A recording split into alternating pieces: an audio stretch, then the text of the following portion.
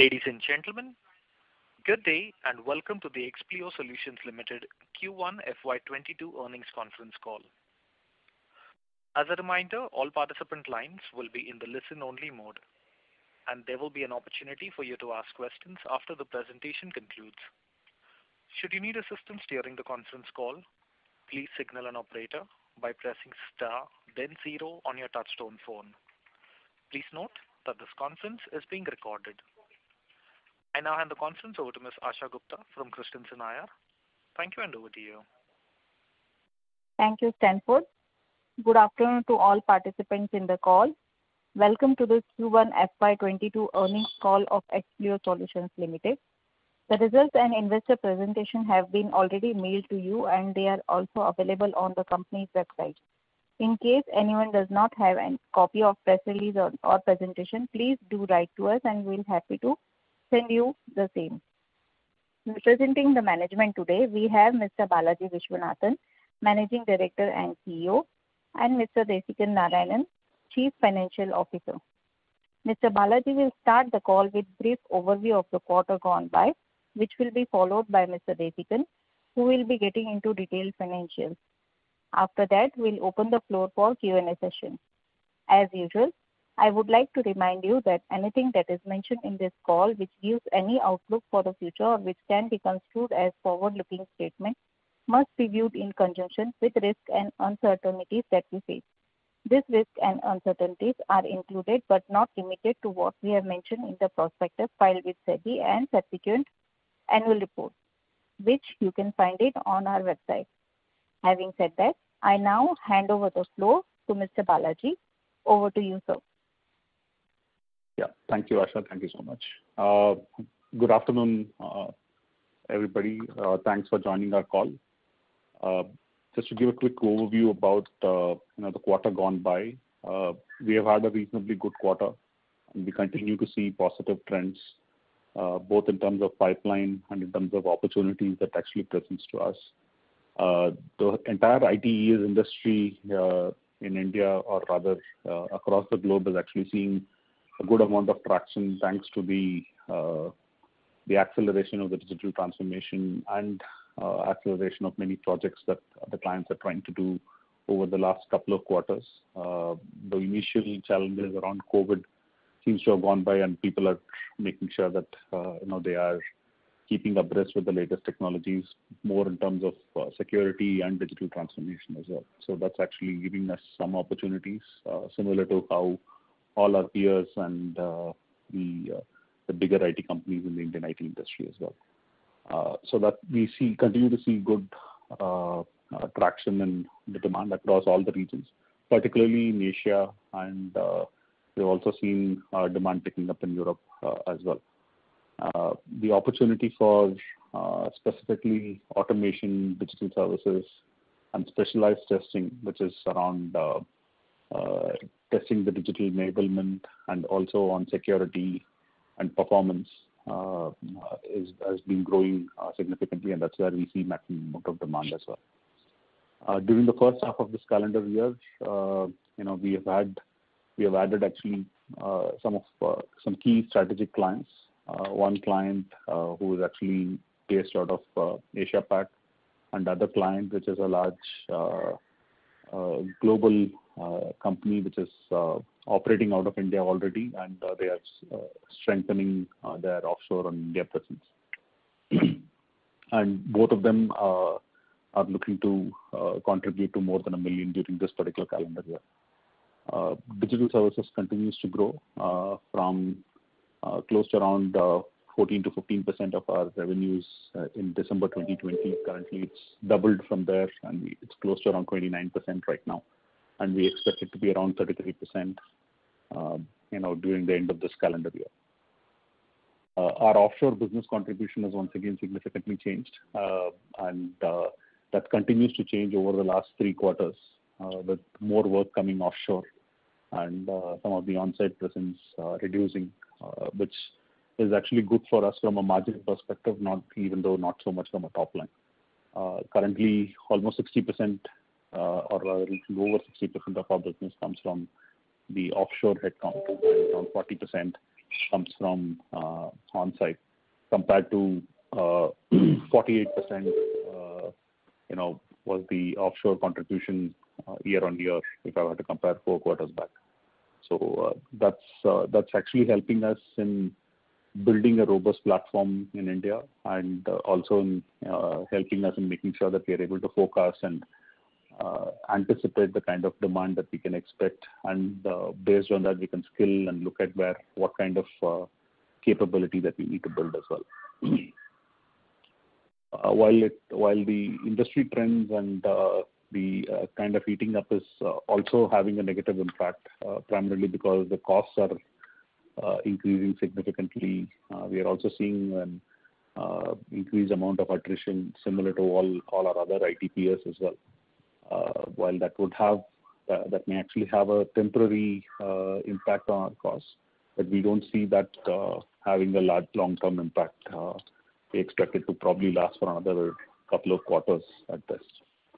The second wave of COVID also had some impact on us because the spread of COVID was quite significant and quite rapid. And we also faced some impact with increased levels of infection within our teams. And we also had a few unfortunate casualties as well. And we stepped up the vaccination. We stepped up hypercare for our employees. We also had emotional health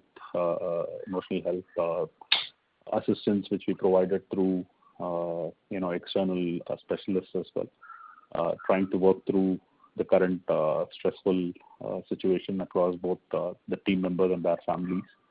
We conducted a few drives in Chennai where we had the scale. In other places, we have been trying to partner to get our teams vaccinated.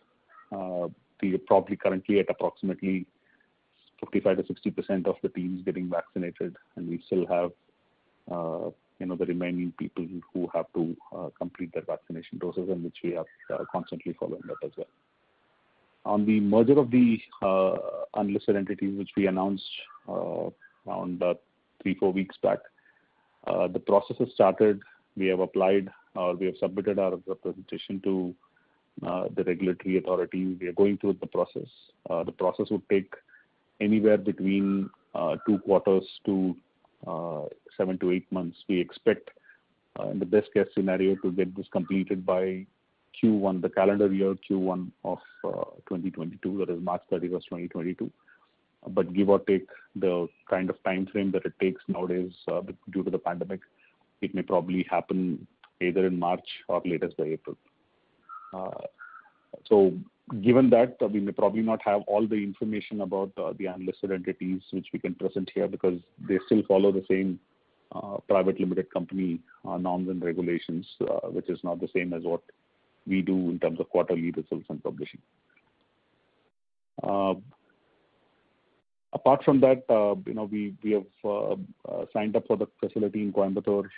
We are doing significant amount of hiring and ramp up, both from campus and also in the early stages, and investing in the upskilling for the teams across multiple locations, primarily between Coimbatore and Chennai and Bangalore, and we expect that to continue.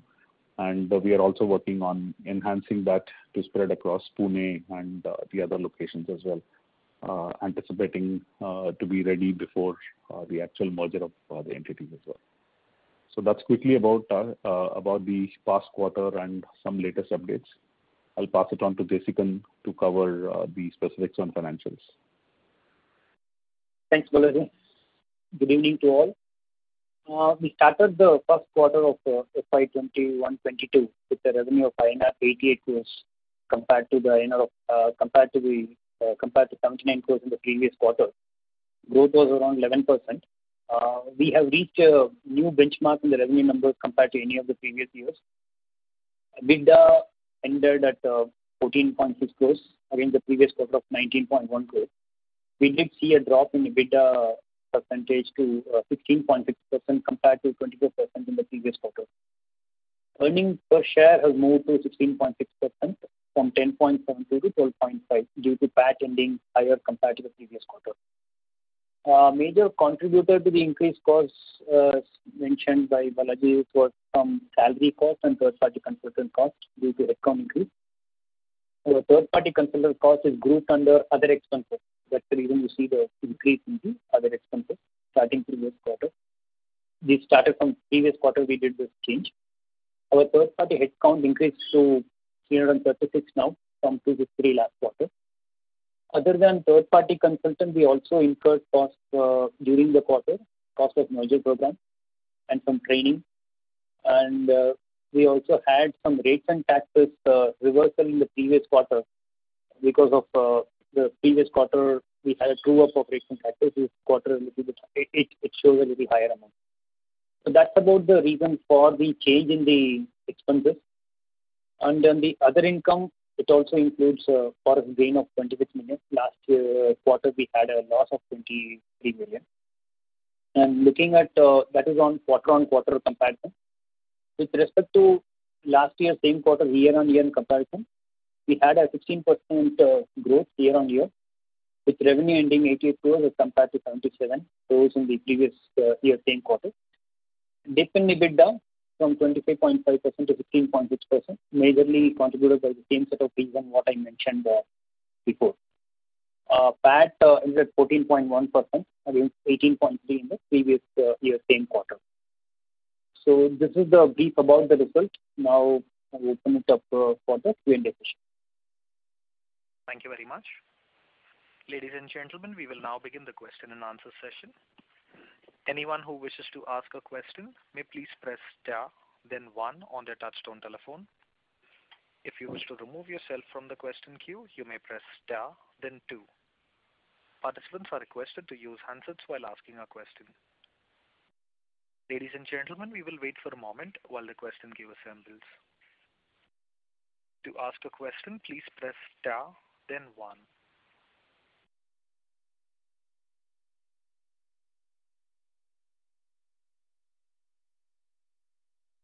The first question is from the line of Mithun Avast from Kiva Advisors. Please go ahead. Yeah, hello. Just wanted to understand this increase in cost. Is this more like a one-time increase? Because, obviously our EBITDA margins have come much lower than what we had guided in the previous call. So just wanted an insight on that. And what has driven this appreciable growth in the top line this quarter? Is it that we won several new orders? Just wanted your take in terms of what is the hiring number that we're looking for in FY 22. And secondly, could you just give us a little bit of an update of the business which is getting merged and how, at least in terms of trends, how they are shaping up, even if you can't talk about explicit numbers. Thanks. Sure. The reason for the cost increase, like what Desikan mentioned, are threefold. One is the increase in the third-party consultants. Third-party consultants it's actually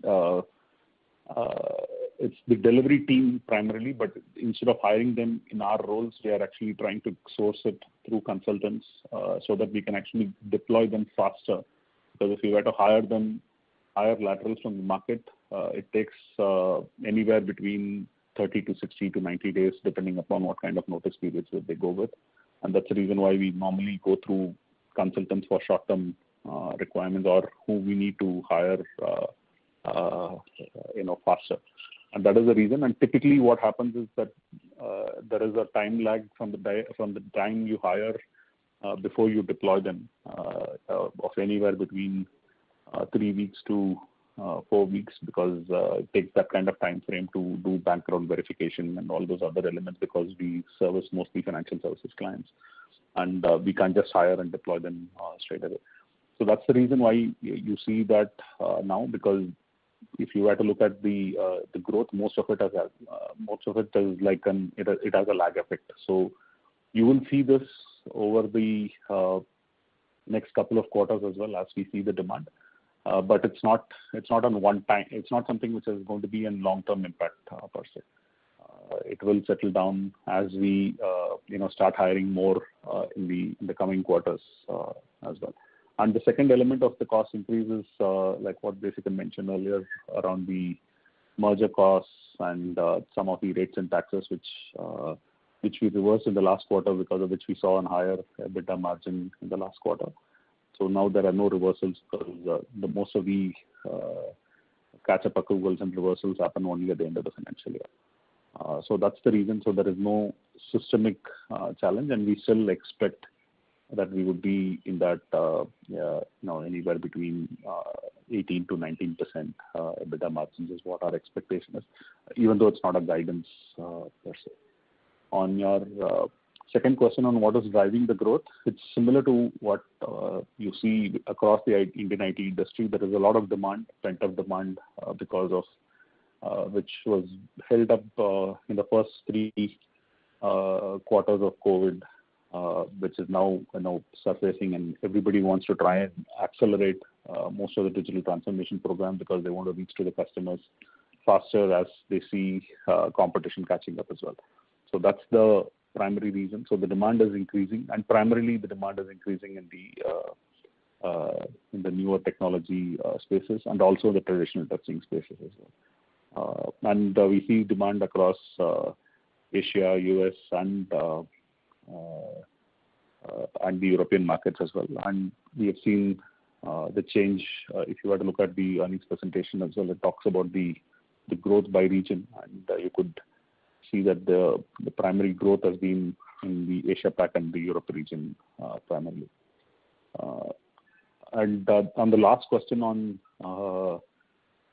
the merger and the to be merged entities, the unlisted entities of the group, we don't, since they are private limited companies, there isn't really any quarterly, financials or audits that gets done. But if you were to look at the current trend, they are in line with what we were expecting, as part of the merger as well. And they are also growing in similar paces because the industry as a whole is growing, and we are just trying to keep our growth pace as faster than the industry. And they are in line with whatever expectations that we have in terms of the merged entities numbers as well. Desikan, you want to add anything more? No, I think you have summed it up very well. Thanks. All the best. Thank you. Thank you. Thank you. The next question is from the line of Ashish Dash from Sharekhan. Please go ahead. Hi, sir. Thank you for the opportunity. Sir, you mentioned that EBITDA margin would be 18 to 19%, and this quarter it's around 16.6%. So, do you mean that on sequential basis there would be improvement for the remaining quarters, and when would you take the wage hike?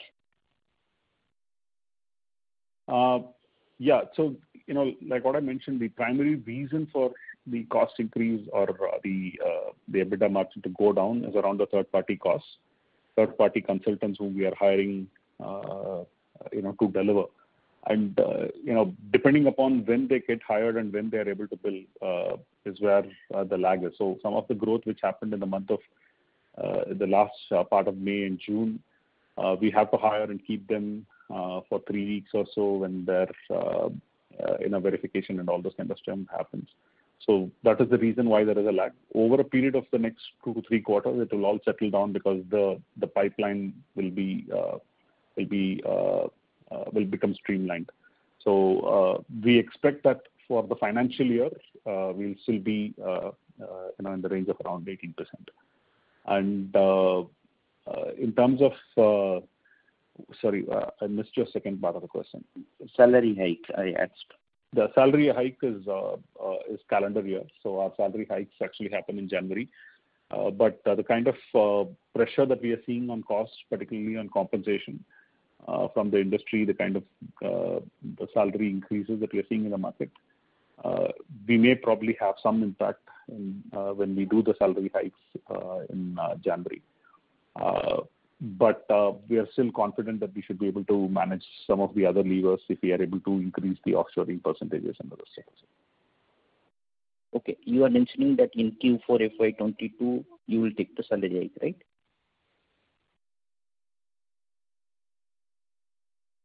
Hello?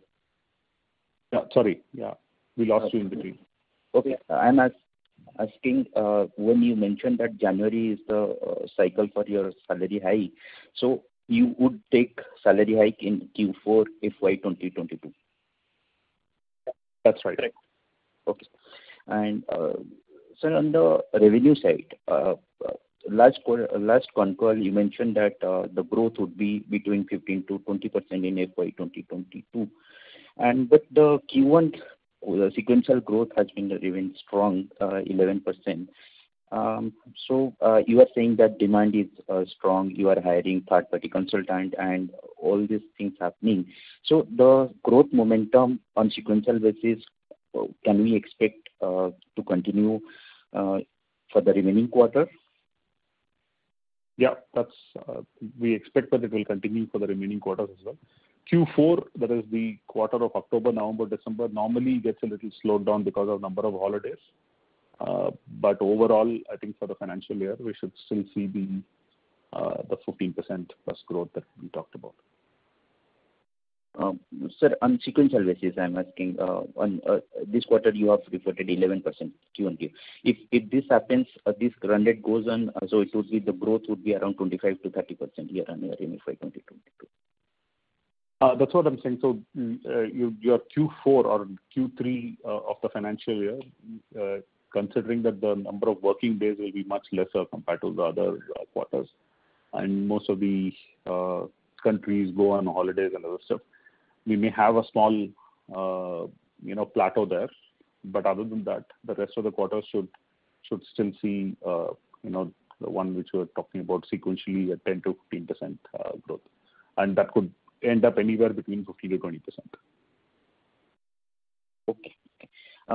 Sir, on the last question, your top 5 client growth has been even strong for last 2 quarters. So could you please highlight or give some color why, how the growth has been so strong for top 5 clients? What has happened there, and how these top 5 clients would continue to report strong growth?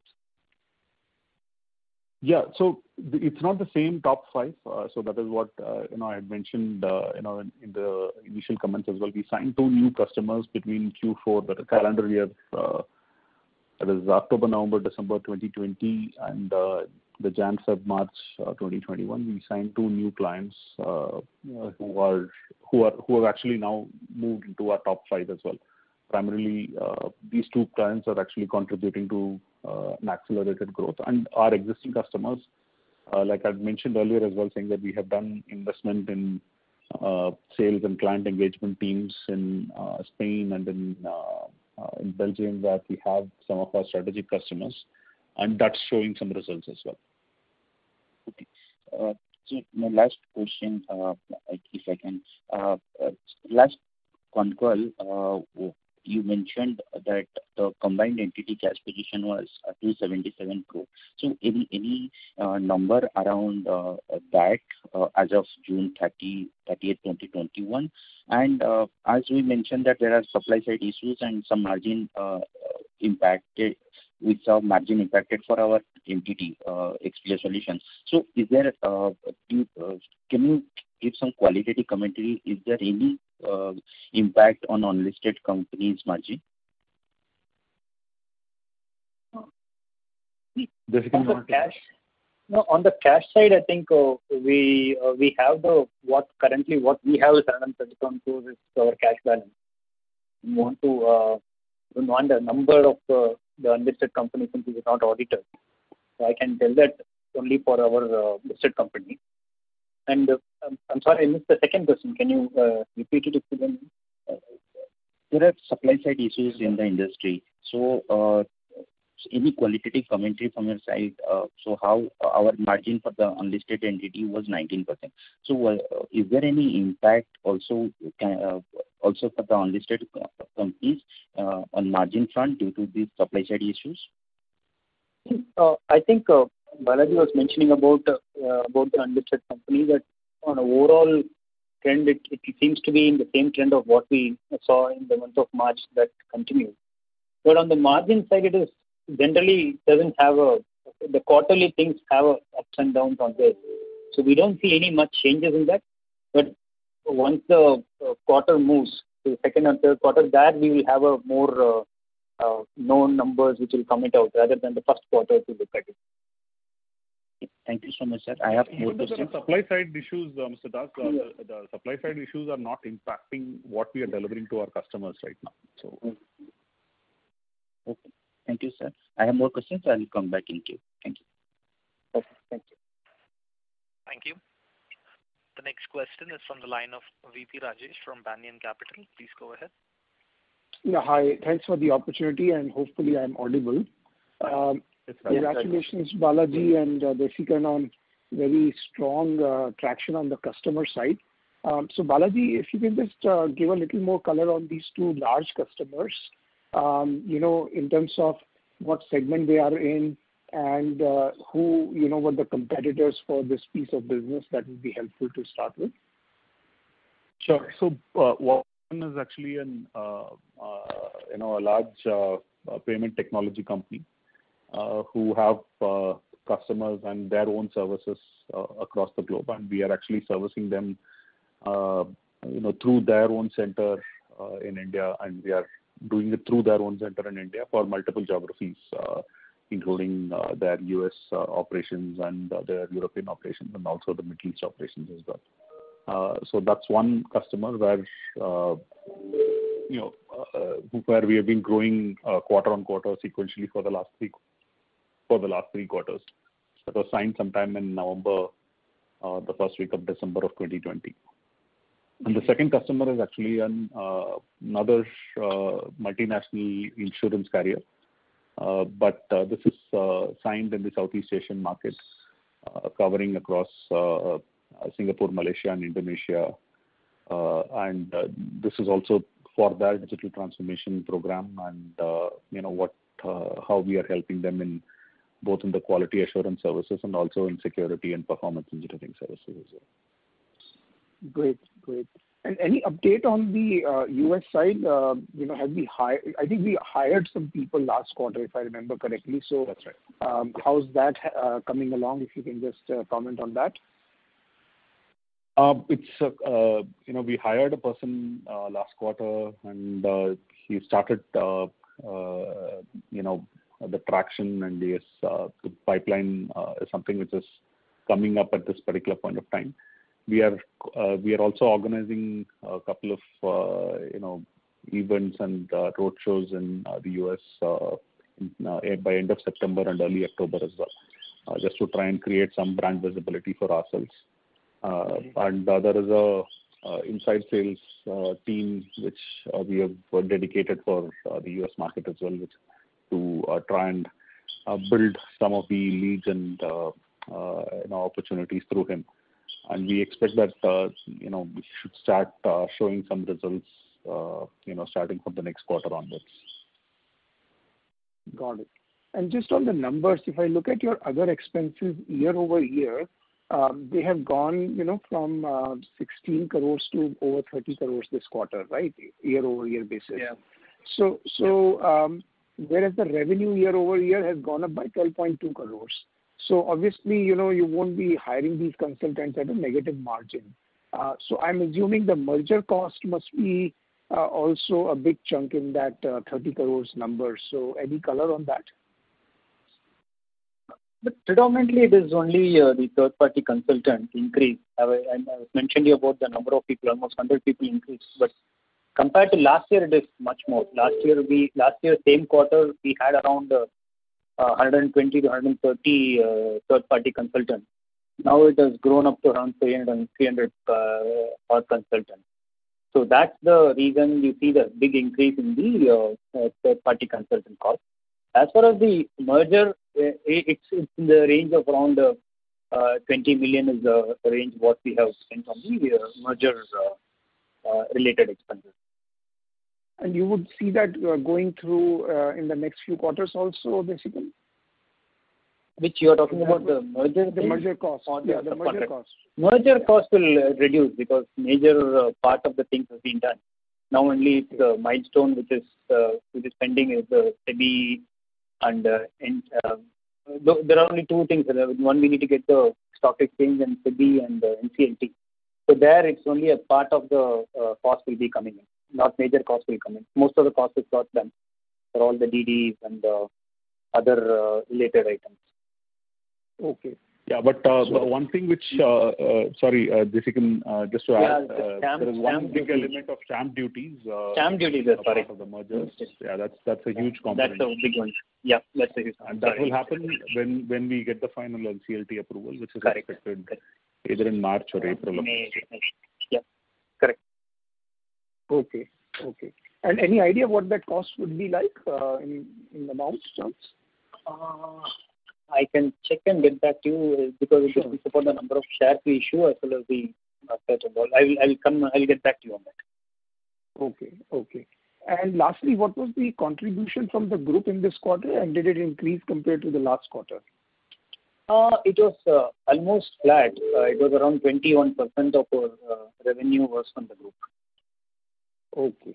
So it seems that then the growth in the quarter was predominantly from the initiatives that we have taken, right? That seems to be going at a much higher clip then. Correct. Yeah. I just wanted to, clarify one point there, Rajesh. While we said the group revenue is still 21%, the engagement in countries like Spain and Belgium, even though it is actually a direct client of ours, the selling and client engagement is through the group because while we are reimbursing or we are having a salesperson for us dedicatedly, but it's actually managed through the group. So that also is a significant contribution. So if you include that, I had mentioned this some 3-4 quarters back as well. If you include that, the group contribution is almost 45%. Right. But what I'm thinking is compared to the last quarter, if you include that in the last quarter also. Apple to apple comparison, it's still flat. Yeah. So that means your other business is growing much faster than the group business. Absolutely. Yes. Consistently. Okay. All right. Understood. Thank you. If I have more, I'll get back in with you. Thanks. Thanks, Rajesh. Thanks, Rajesh. Thank you. The next question is from the line of Rahul Picha from Multi-Act. Please go ahead. Yeah, thanks for the opportunity, sir. Sir, firstly, wanted to understand the growth outlook better. So, you are saying that this year we could end up achieving 15 to 16% growth. But when I look at our Q1 numbers, and if I were to analyze the current 88 crore run rate and compare it with what we did in the last full year, we did around 301 crores. So that itself works out to about 15-16% growth for the year. So are we not expecting sequential ramp up from here on, or we expect to grow much more than 15-16%? If once again, I don't want to make it look like we are doing a forecast of what our numbers are. The expectation is that we will continue to grow at more than what we are at right now, because even in this particular quarter, there is the next quarter, Q2 of the financial year, we will actually see an even larger growth as well. So, the expectation is that we will certainly cross the 15-16, but that's the modest target that we want to go with at this particular point of time. So we expect that we'll probably be in that 90 crores plus is what our expectation is. Got it, sir. And sir, could you also please give us what is the constant currency growth for the quarter?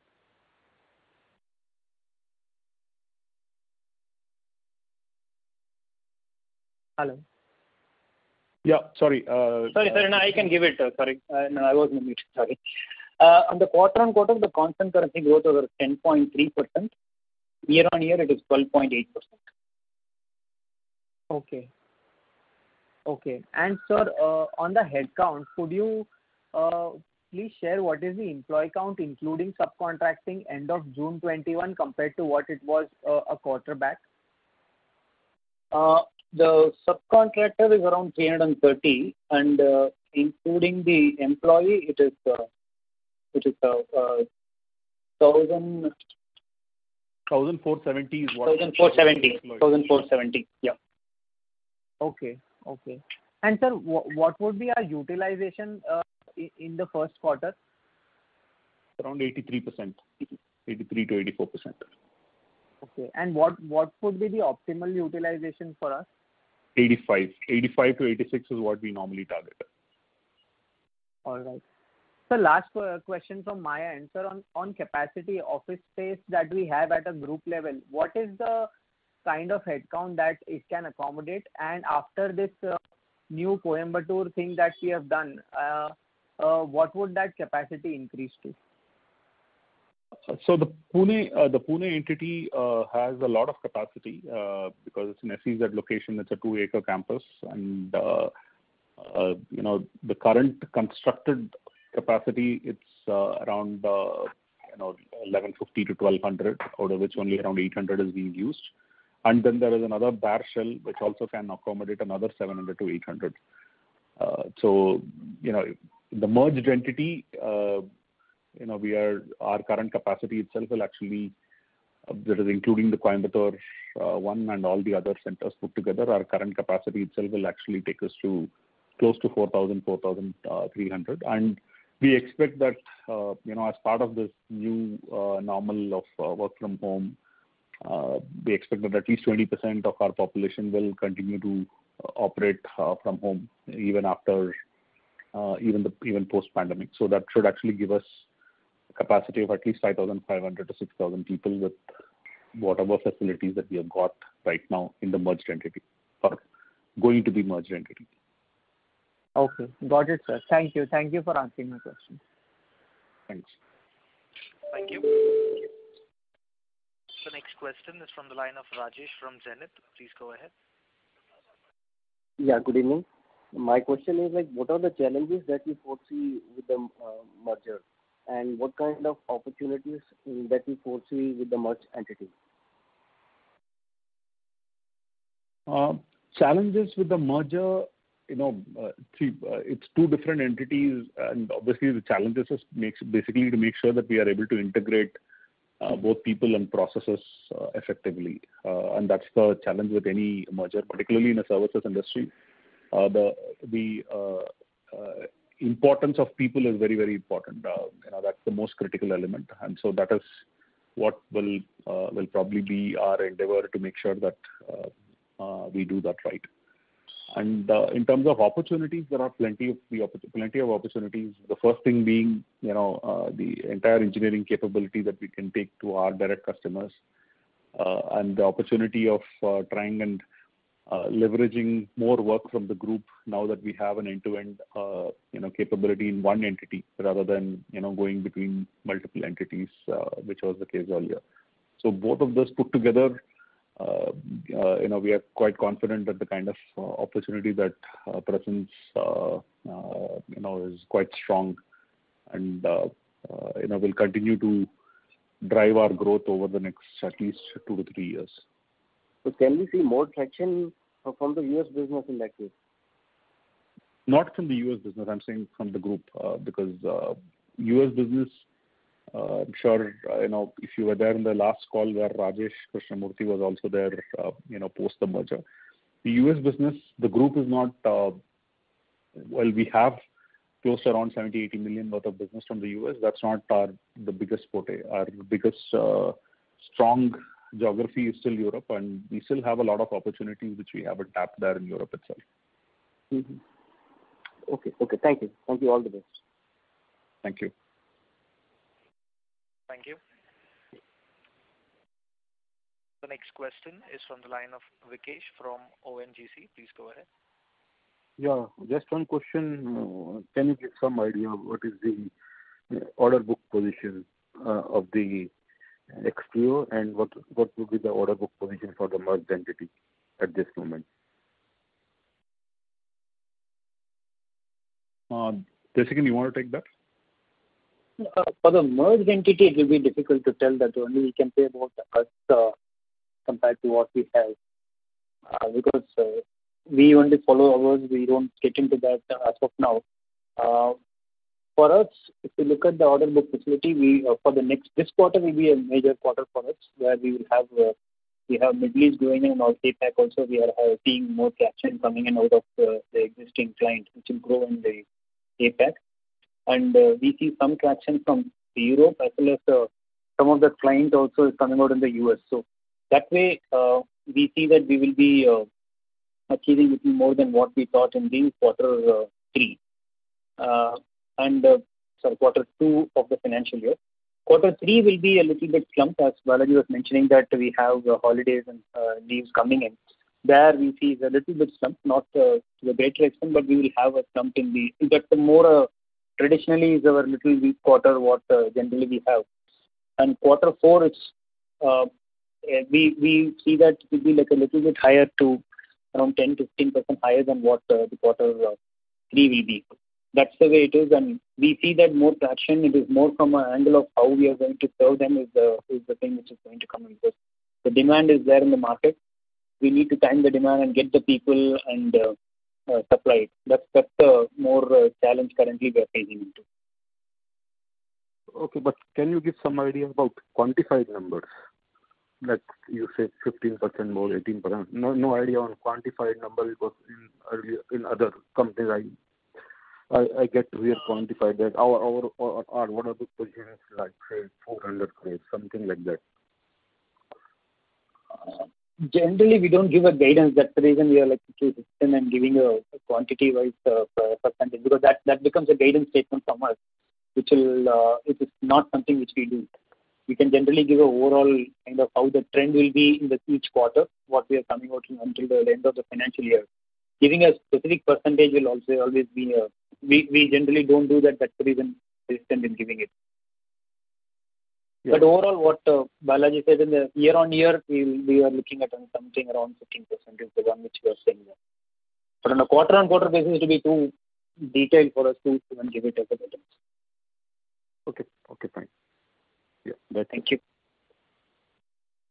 Thank you. The next question is from the line of Rohit Balakrishnan from iThought PMS. Please go ahead. Hello, am I audible? Yes, you are. Yeah, hi Balaji. Hi. Balaji, just 3 questions. So one is, we are at almost 89 crores in this quarter. So from the industry in general, other companies who are bigger than us, but still not as big as some of the major ones, are growing at 4-5% on a constant currency basis sequentially. So is it something that we can do, or do you think that given we are not in the largest market, it would be a challenge for us? Just wanted to get your perspective on that. You're saying 4 to 5% CAGR on constant currency? Yeah, sequentially, right. Yeah, we are currently, this quarter we have done around 10.3%, and right. We are confident that we should be able to continue at least for the next 3 quarters in that either a high single digit or in double digits in constant currency. Sequentially, you're saying? Sequentially, yeah. Oh, okay. So got it. So just as a side note to this question, we've not grown like that.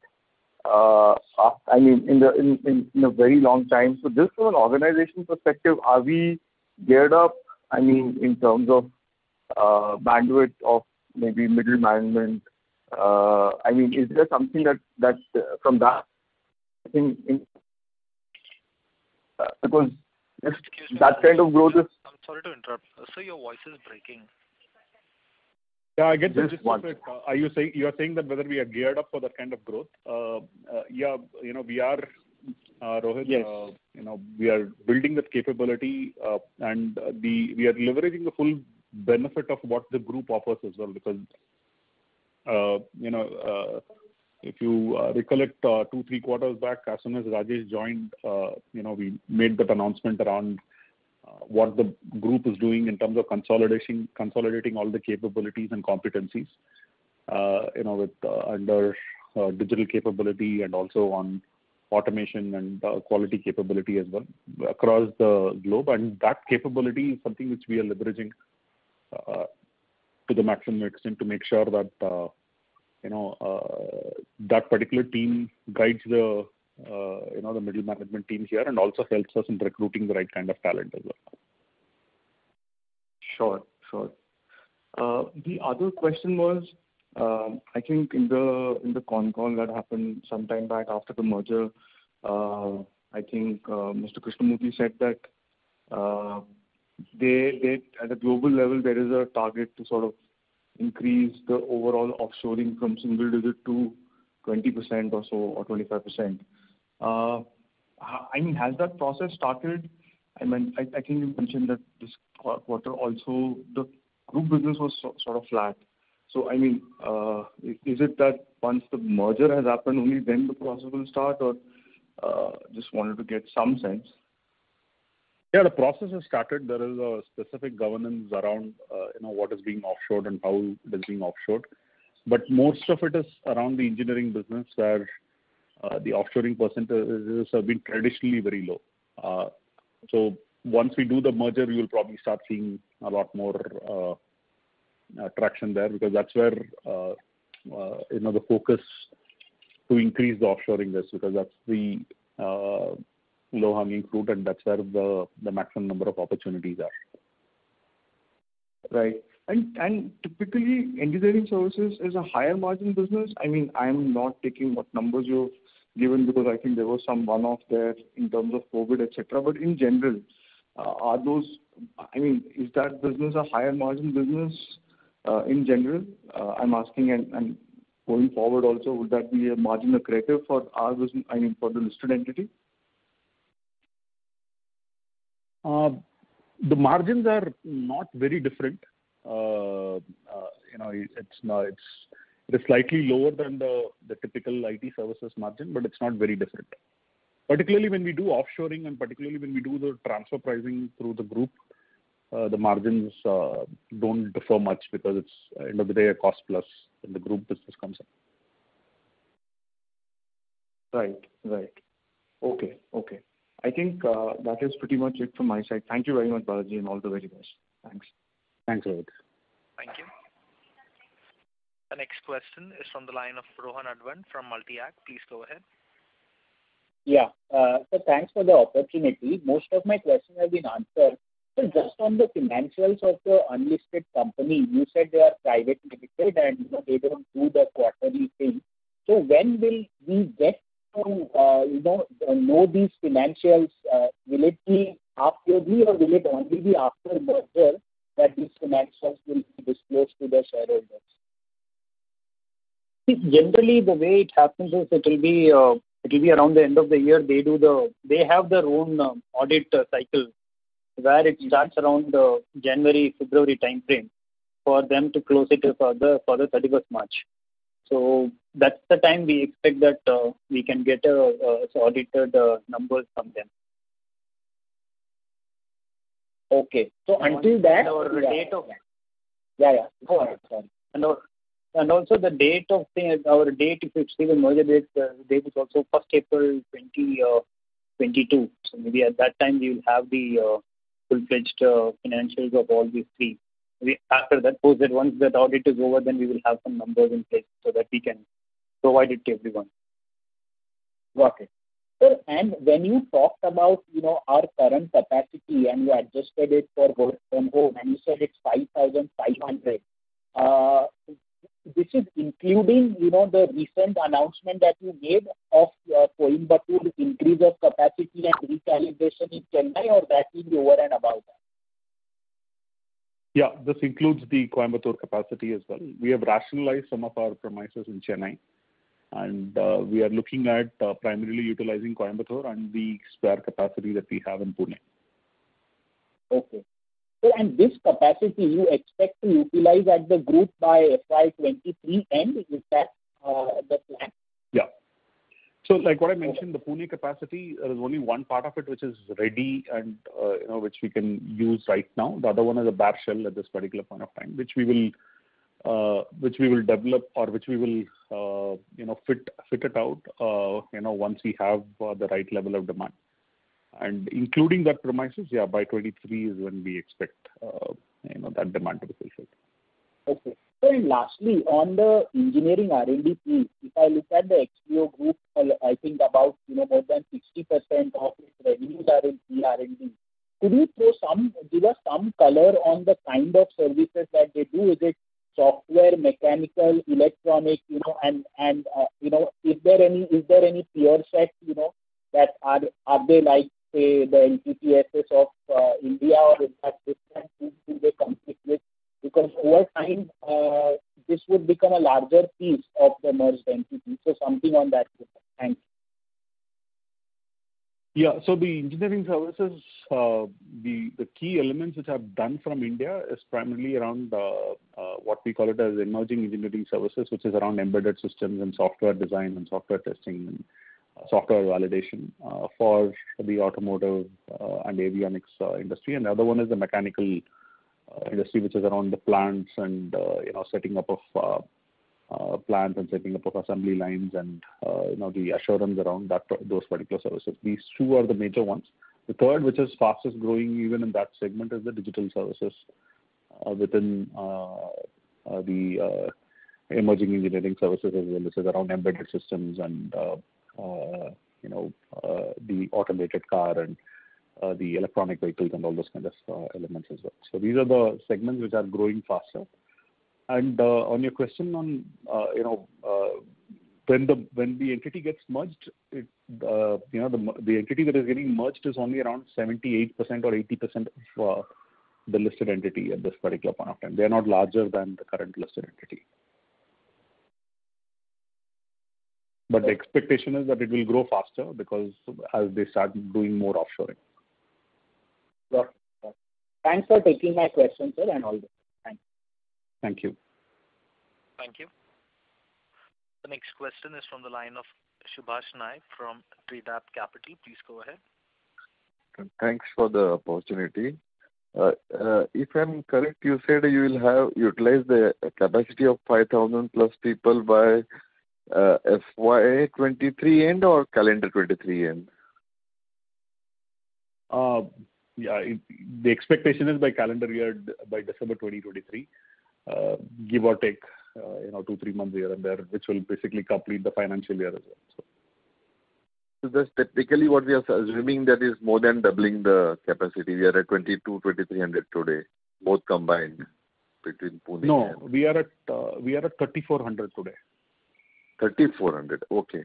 3,400 will go to about 5,500 in the matter of 2.5 years. Yeah. So that accounts, and you say your optimum utilization is about 86%. We are at 83 already. So what kind of manpower addition plans are there for the next 3 quarters? If you can share that. So we are currently hiring at the rate of around 110 or 120 people per quarter. Okay. Net addition, because we also have an attrition challenge as well. So the net addition is around 120, 125 in terms of employees, and another close to around 75 to 80 in terms of contractors.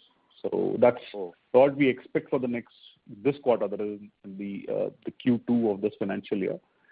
It will slow down a little bit for the October, November, December, but once again we expect that the first 2 quarters of the next calendar year also should see similar kind of a demand. We can't foresee beyond that at this particular point of time. Second question I have is about the margin profile. Once you combine both the entities, can you just probably give us some guidance about what kind of margin profile we are looking at? Are the margins similar between Pune and our entity, or are the margins differ? I'll probably have Desi can give you more details, but at this particular point of time, that is as of the March 2021 EBITDA numbers, the Pune entity is slightly more than what the listed entity is, but the Bangalore entity is lesser than what the listed entity is. Combined between the two, it's almost the same. Desi, you want to add anything more? Yeah, correct. The Pune entity as of 2021 was slightly higher on the EBITDA side. is around 26% was that, and ours around 23.1%. That's the way we ended last year. Of course, technology was around 15.6%. That's the way, and the combined was around 22.2% as of 31st March 21. And with this kind of 10% kind of a growth on last question, can I ask a last question? Hello? Yeah, go ahead. Yeah. With a 10% kind of a Q-on-Q growth, which is a very strong growth we are talking about, would it also impact our margins? It would give some leverage there? In the shorter term, yeah, it will have some impact on the margins because we need to invest in building that capability and competency.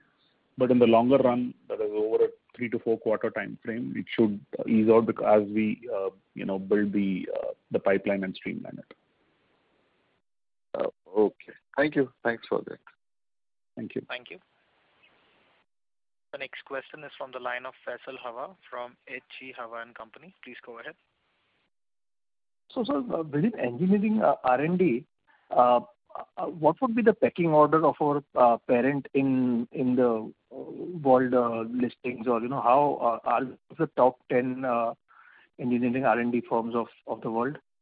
This is one question. And second is, for the hiring part, will we be comfortable with hiring much more and having some kind of a bench strength rather than be short of talent in some quarters to come?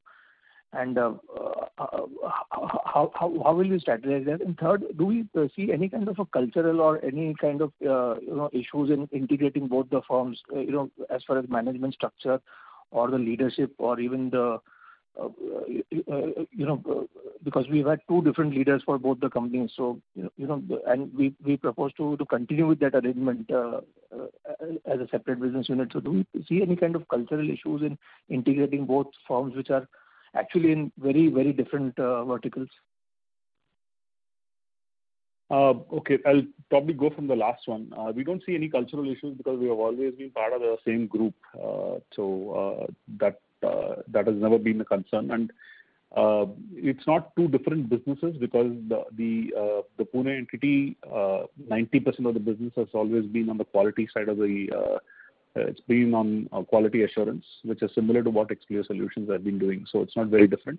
It's only the engineering side of the business which is different than what Explio Solutions was doing. So we don't see any cultural challenges there because it's under one group and under one management, and most of the cultural elements and the policies and procedures are all defined at the group level, which is what with some amount of flexibility of what we are able to do in India.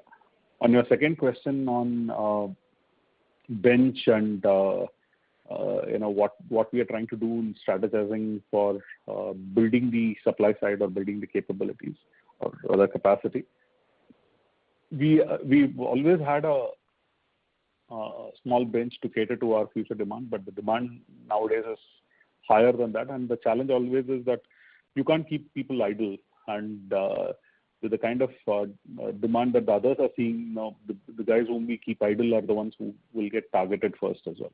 So at this particular point of time, the objective is to try and keep it as optimum as possible, and that's where we are using some of these third-party consultants and some of them who are able to actually supply us resources on a shorter time frame, even though we have to spend a little more. But our objective is to try and make sure that we tap into the demand, get into the customer, which will help us and grow in the future as well. On the first question the first question was around R&D and where we are in the pecking order as a global engineering company. We are certainly there in the top 10, but where we are is something which I also need to figure out through any of the Gartner reports and others, because we've also figured in some of them, but I don't have the exact pecking order. We are certainly there in top 10 for sure. Whether we are in top 5 or whether we are between the 5 and 10 is something which I need to come back to you. So would India be the first option for any kind of outsourcing that they would like to do? No, there is already another engineering offshoring center in Romania, which the group has. So depending upon what the languages are and what the kind of capability we are able to build here, it will be between Romania and India. So Romania would be for which language? All the Eastern European languages, and also considering that it's part of Europe, you have German capability and others as well. So, in the engineering business, the language capability is only that much. It's more the technical capability which we have to build, which is what we are trying to do as well. So, and there is really no preference between where the work will have to go. It's the question of where we are able to build the capacity in the fastest possible time frame. The scaling up could happen much better in India because of the sheer engineering population that we have. Yes and no. It's the question of whether we are able to tap into that as well, because the kind of demand that we are seeing in the market right now, we need to make sure that we stay competitive. Thank you so much. Thanks. Thank you. Ladies and gentlemen, we take the last question from the line of Zohair Nasir, an individual investor. Please go ahead. Hi, sir. Thanks for the opportunity. My question was mainly around the date of the consolidation. When is it expected to take place, and when is it expected to show on the books? I think the last question you answered, you mentioned that you're expecting it to close by 1st April 2022, if I'm not wrong. Yeah, that's right. Yeah, that's right. Yeah. Good. Yeah, and we can expect it on the books by Q1 23? Yes, that is the current thing. After getting the approval, we'll be doing it around the first quarter of next year. Okay. And just another question that I have is, as of the moment, what is the cash balance on the books, and is there any plan on the dividend front of it? Now the current thing, we have around 137 crores in books. That is the current balance of cash what we have as of the quarter ending. And if you look at it, the current focus is more from a successful merger of the entity, one subject to the approval of the authority and shareholders. Having said that, we are formulating the dividend distribution policy. So the plan is to get it done before the end of the year, the calendar year 21, and we'll be bringing up to the board for the discussion for dividend by maybe early CY 2022. We'll be having the discussion again. Okay, got it. Thank you. Thanks. Thank you. Ladies and gentlemen, that was the last question. I now hand the conference over to the management for closing comments. Yeah, thanks, Stanford. Thank you so much for the active participation in the questions and the interest shown in us. We are looking forward to an even better quarter coming up, and stay safe. Take care, all of you. Thank you so much. Thank you. Thank you so much. Thank you. Ladies and gentlemen, on behalf of Explio Solutions Limited, that concludes this conference. We thank you all for joining us, and you may now disconnect your lines.